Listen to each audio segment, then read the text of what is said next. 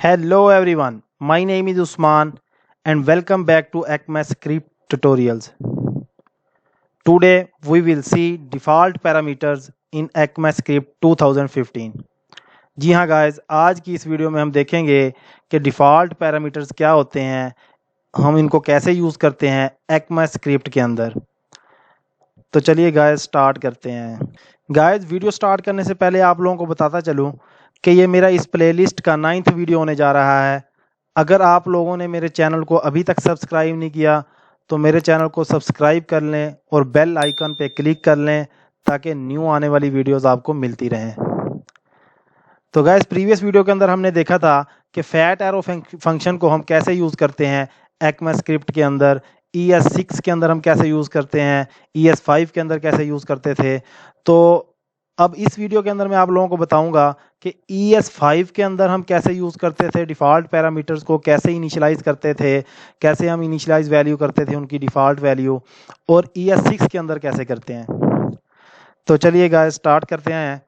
मैं स्क्रैच से लेके चलता हूँ आप लोगों को। फर्स्ट ऑफ ऑल मैं सिंपल ES5 का आपको डिफरेंस बताता हूँ।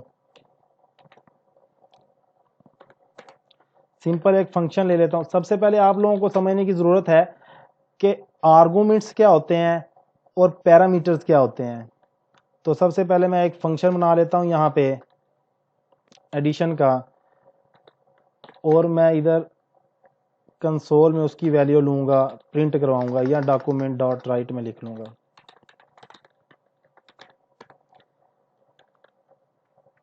तो गाइज सबसे पहले मैं आपको बता दूं कि ये जो इस फंक्शन के अंदर मैं पास कर रहा हूं ये पैरामीटर्स हैं या आर्गुमेंट्स। तो गाइज ये अक्सर इंटरव्यूज में क्वेश्चन पूछा जाता है। ये आप याद रखें कि जो फंक्शंस के अंदर वैल्यू जो हम इनिशियलाइज करते हैं या फंक्शंस के अंदर इधर पैरेंथेसिस में लिखे जाते हैं, इनको पैरामीटर कहते हैं। ये ऊपर आप लोगों को सजेशन भी आ रही है, इनको पैरामीटर्स कहते हैं। हाँ, जब आप जहां से फंक्शन को कॉल करते हैं तो वहां से जो आप वैल्यूज पास करते हैं, जो आप आर्ग्यू पास करते हैं, तो उसको आर्गूमेंट्स कहते हैं। तो जिस तरह फॉर एग्जांपल मैं इस फंक्शन को कॉल करूंगा अगर, तो यहाँ पे जो मैं इसको पास करूंगा वो आर्गूमेंट्स पास करूंगा, उसकी मुझे आउटपुट मिलेगी। तो ये हमेशा आपने याद रखना है कि इनको हम पैरामीटर्स कहते हैं। तो मैंने इधर दो पैरामीटर्स ले लिए हैं। ES5 के अंदर हम इस तरह ही पैरामीटर्स लेते थे, और मैं कहता हूं इन दोनों को मैंने प्लस करवाना है, तो मुझे इन दोनों की वैल्यू यहाँ पे प्लस होके इसकी आउटपुट मिल जाएगी। यहाँ से मैं वैल्यू पास कर देता हूँ 5 और 5। ए की वैल्यू भी मैंने 5 पास कर दी, बी की वैल्यू भी मैंने 5 पास कर दी। इसका पाथ कॉपी कर लेते हैं इस फाइल का, और इसको क्रोम के ऊपर रन कर लेते हैं। तो ये देखिए मुझे 10 वैल्यू मिल गई आउटपुट में।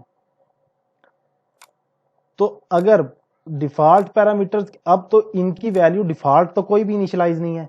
अगर मैं कहता हूं कि मैं नीचे से, मुझे नहीं पता कि ये फंक्शन कितने पैरामीटर्स, कितने आर्गुमेंट्स ले रहा है, इसके अंदर कितने पैरामीटर्स इनिशियलाइज हुए पड़े हैं, तो मैं इसको फॉर एग्जांपल एक वैल्यू पास कर देता हूं। तो अब हमारी आउटपुट क्या आएगी, हम इसको देख लेते हैं।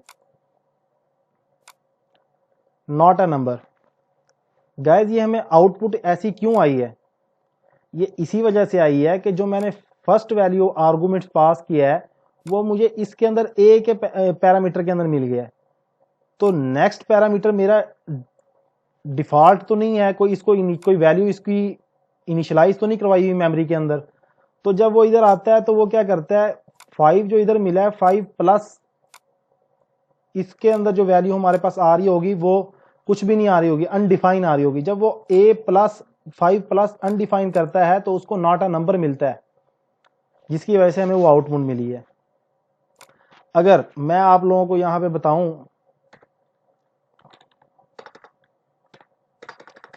जो हम ES5 के अंदर यूज करते थे इस चीज को हैंडल करने के लिए, डिफॉल्ट वैल्यू को इनिशियलाइज करने के लिए, तो हम क्या करते थे, सिंपल मैं इफ कंडीशन लगा के मैं कहता हूं B is not equal to undefine.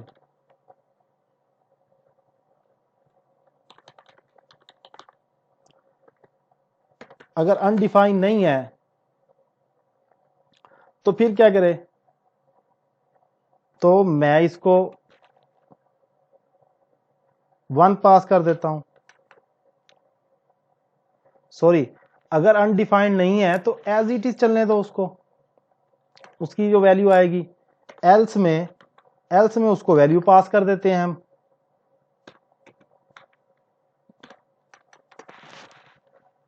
और इससे मैं आप लोगों को प्रिंट करवाने से पहले एक चीज बता दूं कि बी के अंदर हम वैल्यू आपको चेक करवा देता हूं कि बी के अंदर वैल्यू आ क्या रही है। मैं उसको लॉक करवा लेते हैं, इधर बी की वैल्यू लॉक करवाते हैं पहले।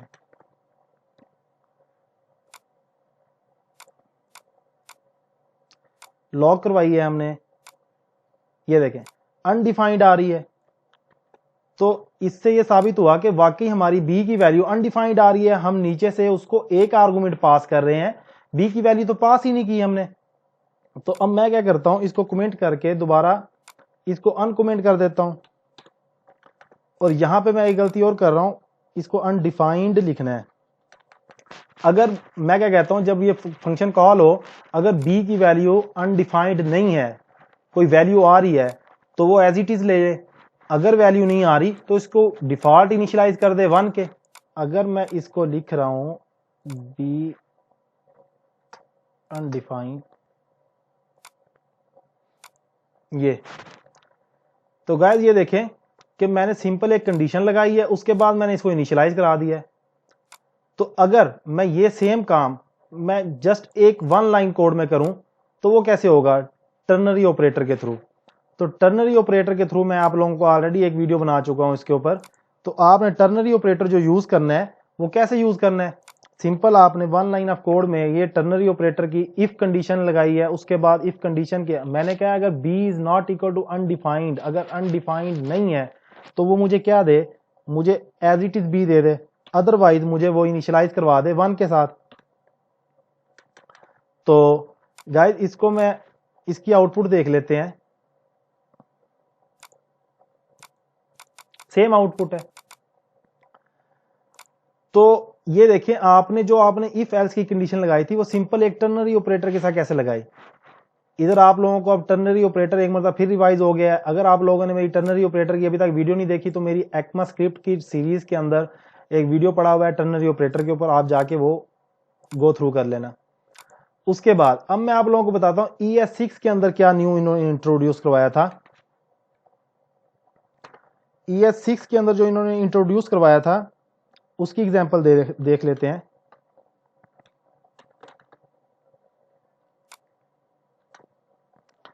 इसको मैं अब ES6 के थ्रू लिखता हूं सिंपल। पहले मैं सिंपल फंक्शन बनाता हूं जैसे ऊपर बनाया है, और इसको मैं ए वैल्यू और बी को मैं इनिशियलाइज करवा रहा हूं अब किसी 1 के साथ। यहीं पे जहां पे मैं पैरामीटर इनिशियलाइज कर रहा हूं, जहां पे पैरामीटर दे रहा हूं फंक्शन को, मैं वहीं पे इनिशियलाइज करवा रहा हूं। ये इन्होंने ES6 के अंदर एक इंट्रोड्यूस करवाया था इनिशियलाइज करने का तरीका। बहुत से लोग ऑलरेडी जानते होंगे मगर मैं इन दोनों का डिफरेंस बता रहा हूं, ES5 का और ES6 का। ES6 के अंदर जो मॉडर्न जावास्क्रिप्ट है उसके अंदर इन्होंने ये चीज इंट्रोड्यूस करवाई थी, और सेम हमें बाकी हम सेम नीचे आउटपुट शो करवा देते हैं। अब हमें ये कंडीशन लगाने की जरूरत नहीं है, हमारा जो पैरामीटर है वो इनिशियलाइज हो गया है। मैं इसकी आउटपुट देख लेता हूं अब।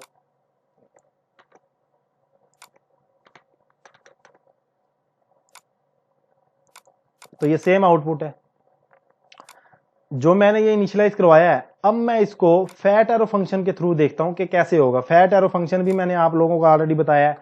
फैट एरो फंक्शन आपने क्या करना है, सिंपल यहां पे कॉन्स्ट, इसको मैंने खत्म कर दिया, जरूरत नहीं है मुझे इसकी, और इधर इज इक्वल टू करके, और मुझे अब इसकी भी जरूरत नहीं है, इस करली ब्रैकेट की भी जरूरत नहीं है, इसकी भी जरूरत नहीं है। मैं just fat arrow function use करूंगा यहाँ पे, और इसकी यहाँ पे रिटर्न करवा दूंगा वैल्यू। ये देखें जो मैंने 4-5 लाइन में कोड लिखा था फैट एरो के थ्रू, मैंने उसको 1 लाइन में लिख दिया है। अब हम इसकी आउटपुट देख लेते हैं।